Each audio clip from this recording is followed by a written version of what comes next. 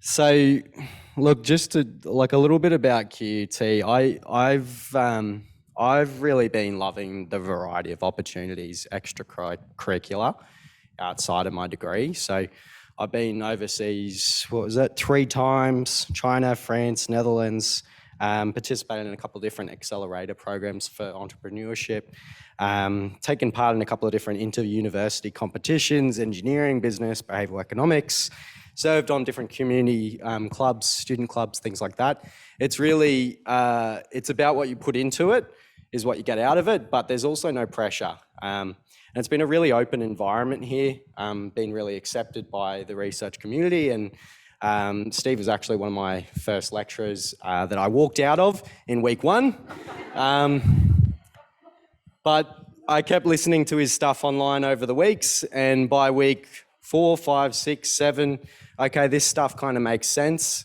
I can start to see how I can apply it in the real world.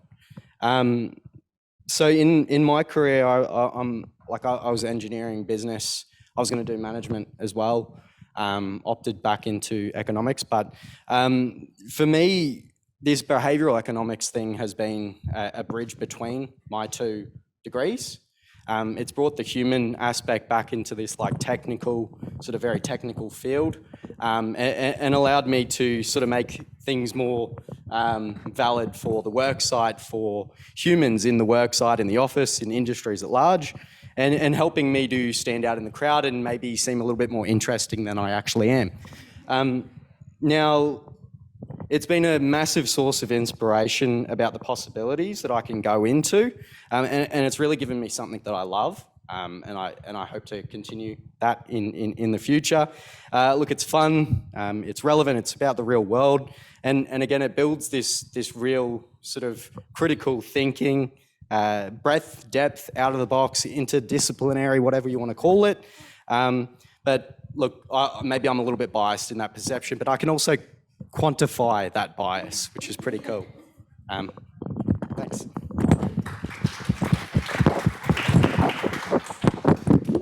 Awesome, thanks, Steve. So I do not have any notes to follow that up. But if we are talking about bias and bias towards QUT, I can probably add to that lens. So I actually started at QUT when I was in my final year of high school. So I went through, I pretty much bleed blue, really.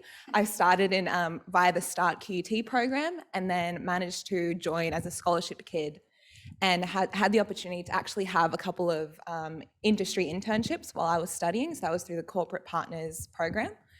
And my background is in marketing. So every marketer's dream, well, my dream at least, was what I thought my dream was to work at Coca-Cola Amatil. And I was so excited to sell some Coca-Cola.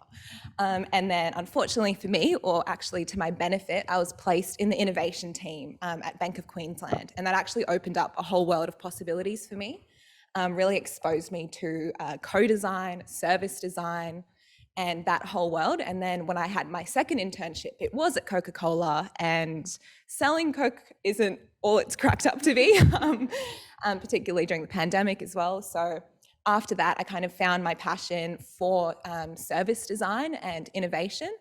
And then that's actually the same point where I actually met Rebecca and worked on some really cool social change issues. So the things that make me tick are wicked problems and problem solving. So how we can understand human behavior actually helps us tailor those solutions and design them in such a way that humans actually adopt them. So some really cool projects like addressing social isolation in the aging Australian population.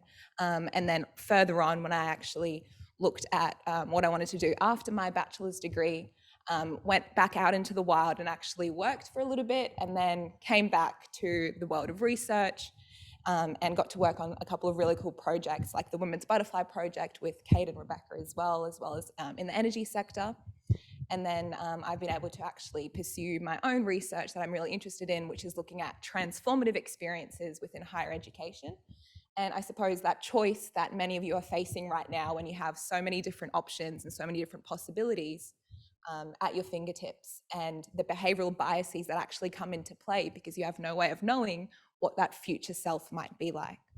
So I suppose I've been pretty lucky in having maybe the dream QT experience. It's been pretty cool going on a couple of different exchanges as well, and being supported by people that are interested in very similar things as well as providing totally different perspectives too. So that's my story, I guess.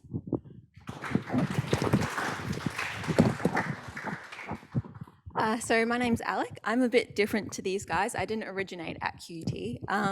So I've kind of just been here for the past 4 months. But even over the past 4 months, I've had so many more opportunities here than I have even at my previous university. I've already gotten to go to New South Wales to meet my in-industry partner for my PhD, and then also for Nudgeathon to go to Canberra, where we looked at a real-world problem, and then we came up with a solution over like a day. And then presented it, and then potentially that solution might in fact be used to help inform the actual policy that is going into that.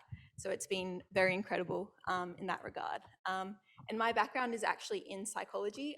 So I did psychology as my undergrad, and I was very more focused in neuropsychology, and behavioral economics is such a, I just love it because you can just take all different subjects and just pull it all together, and then you can really like see more of like a big picture kind of thing. So yeah, that's pretty much me. Yeah. Yeah, I'm probably going to just echo or sort of emphasize a few things that have already been said, just because they really stood out to me, and sort of the key things that I really like about behavioural economics and also QT in general. First thing I'll emphasize is what Steve White said about not feeling like stuck or having to decide exactly what you want to do right now. I actually started in a double degree of business and engineering like this, Steve. Also chose management as my major, and then did the first year economics subject. As soon as I did it, it just clicked, and I was like, yep, this is what I want to do. Got rid of the engineering, changed my major to economics, and sort of just ran with it.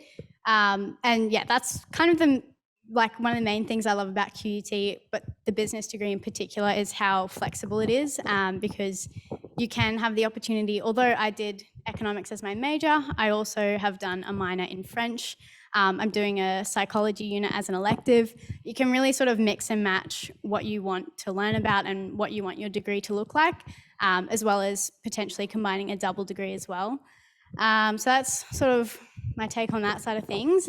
In terms of behavioural economics, I just think it's such an interesting field to learn about. And as you've heard already tonight, it is so multidisciplinary and so broadly applicable across so many different real-world contexts. And I've really seen that by being part of the BEST Centre. So I am an undergrad student, but I have actually had the opportunity to work on a research project with Steve as part of the Vacation Research Experience Scheme, and I got paid for it as well, can't complain. And I got to go to the BEST conference where I met some of these guys and also heard from a bunch of academics and industry professionals and other students about the broad range of work they were doing in behavioural economics, and it just made me even more excited about it. And even just listening to everyone talk tonight, I'm getting excited about it again. And I think that as well is something you notice, like everyone who does behavioural economics or is involved with behavioural economics is extremely passionate about it. Like no one is just here because they kind of ended up here. Everyone sort of purposely chose to be involved with behavioural economics because it is so interesting and engaging. And I think, yeah, just the people that you meet are so like-minded and friendly, and it's just a really great environment to be a part of as well.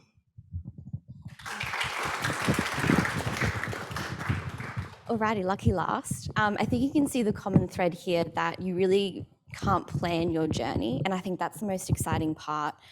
Myself as a year 12er, when I think back to it, I was so anxious about not having a plan, not having, the next 5 years locked in, having that passion locked in, which was definitely what was drilled into me in school. But what I realized is that not having a plan is the best thing for you, and it allows you to explore what possibilities are actually out there. And for me, coming to QUT was the best possible decision I've made on record, because it allowed me to do that. So for context, me in grade 12, I was one of those students who subjects really didn't relate to each other. I chose 6 subjects, I did them. There was no common link whatsoever. I just did them because I was like them. Understandably, I was a little bit stressed when it came to QTAC. And I came to QUT on the open day, and for me, what really resonated was the culture of people. People were so friendly. People would show you if you got lost anywhere. And everyone here was just so excited to see each other excel and grow as a person. And so ultimately, that's why I chose QUT. I did a design and business degree, so I'm one of the marketing gals here. And it was really through the experiences that QUT gave me that I found where I am today. So my undergrad experience was, I was a serial case competition student. I went to about 7 international competitions, really grew as a person. And what I came to realize here at QUT, and also really in the Best Centre, is that opportunities are there for students who actively seek them. So if you take anything away from our conversations, it's really explore what's out there. Don't get too stressed if you don't have an immediate plan, and really enjoy the adventure ahead. Thank you.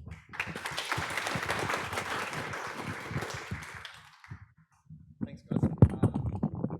Awesome. So, just 2 quick things. Obviously, if you observational in nature, you notice the gender diversity in that group.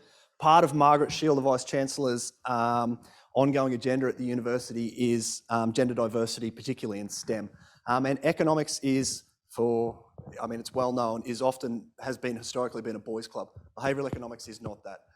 And the gender diversity in the BE group, in the Best Centre, and we see in our students is almost far the other way to female to male. So it's exciting to be in that space, in a social science space, to be doing the quant and the qual and be changing the gender lens on a discipline that needs it in economics. The last thing is that we go back to neoclassical economics, there's an opportunity cost. Thank you for investing your time to come along tonight. And as they say, there's no such thing as a free lunch. That's not true. We have snacks and drinks. So the lifts are just outside, and I think Sam's raced up there now. But yeah, please make your way up to level 10. And thank you so much for coming tonight. And please come upstairs and have a bit more informal interaction. Thanks, guys.